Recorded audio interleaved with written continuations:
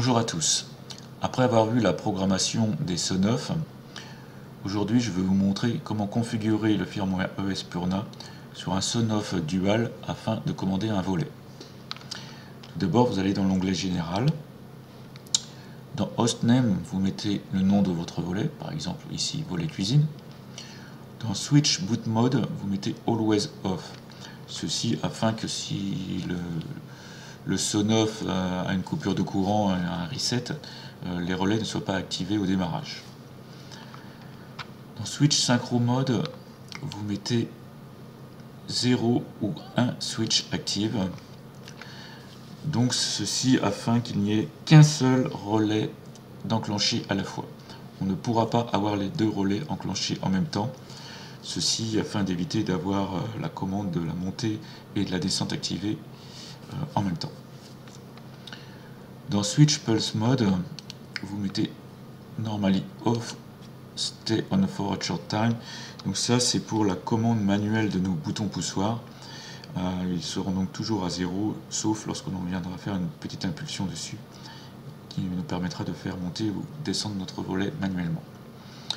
Dans Switch Pull Time, vous venez mettre le temps nécessaire à votre volet pour monter ou descendre. Donc vous chronométrez combien de temps met votre volet à monter, et là vous venez entrer la valeur en secondes, par exemple 25 secondes. Double-clic, vous laissez tel quel. Alexa Intégration, vous mettez sur Off. Donc vous cliquez sur Save pour prendre les modifications. Ensuite, vous allez dans l'onglet Admin et vous venez activer la case Enable HTTP API. C'est en effet par une commande HTTP que l'on viendra sous JDOM commander notre volet.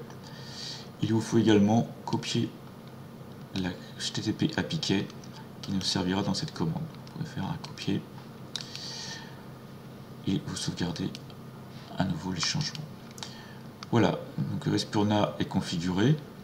Vous pouvez retourner dans l'onglet statut. Je vais d'abord modifier dans l'onglet général. Je change le switch pulse mode. Je vais vous mettre juste 3 secondes pour vous montrer l'effet que ça produit sur les relais. Donc je retourne dans l'onglet statut. Si je clique donc sur switch 1, le relais 1 va s'activer uniquement pendant 3 secondes. Voilà, au bout de 3 secondes, il repasse à l'état 0. Donc je le réactive, et si j'essaye d'activer ensuite le relais 2, vous allez voir que automatiquement le relais 1 va repasser sur off. Il est actif, j'essaye de passer le relais 2, hop, le relais 1 revient automatiquement sur off. Il est donc impossible d'avoir les deux relais activés en même temps. Donc voilà, nous avons fini la configuration de ES-Purna pour notre volet. Nous allons maintenant aller sous JDOM pour voir comment l'intégrer sous JDOM.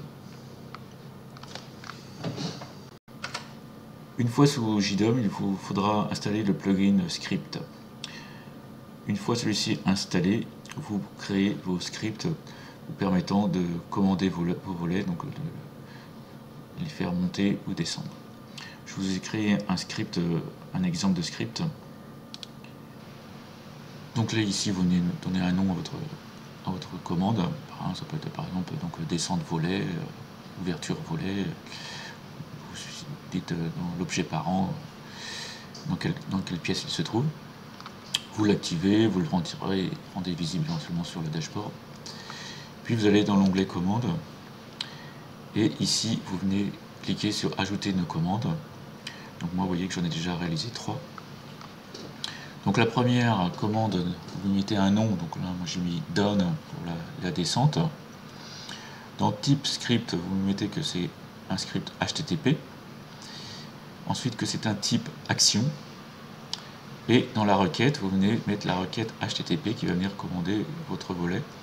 Donc dans cette requête, vous trouvez l'adresse IP du SONOF, le relais, si c'est le relais 0 ou 1, l'API key, donc le numéro de la clé que je vous ai demandé de copier tout à l'heure, et ensuite sa valeur, donc si le relais il doit être à 1 ou à 0. Donc ici, on vient actionner le relais, donc on le met à 1.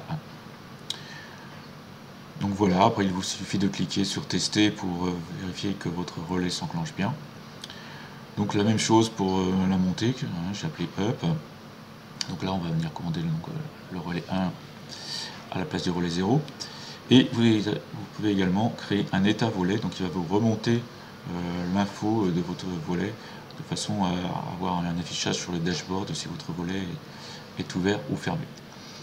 Donc je vous place la commande sous la vidéo. Vous trouverez cette commande sous la vidéo, qu'est-ce qu'il faut mettre.